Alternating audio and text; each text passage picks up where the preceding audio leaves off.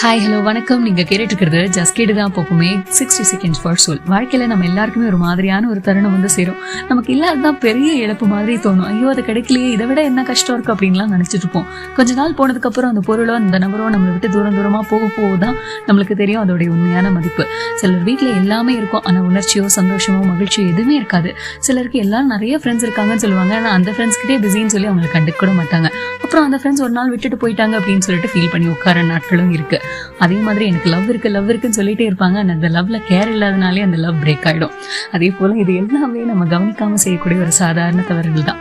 ஆனா அது மனசு நம்ம கிட்ட கேட்கக்கூடிய ஒரே கேள்வி, நம்மிடம் இருந்ததை பாதுகாப்பதற்கு பதிலாக இல்லாததை தேடி அலைவது எதற்காக? வாழ்க்கை கொடுக்கக்கூடிய எளிய பாடம், இருந்ததை பாதுகாத்ததே நமதான சொத்து, இல்லாதது நமக்கு சொந்தமல்ல, அது வெறும் கனவு மட்டுமே. தொடர்ந்து இணைந்திருங்கள். அதுவரை எங்களிடமிருந்து விடைபெறுவது நான் ஷைனி.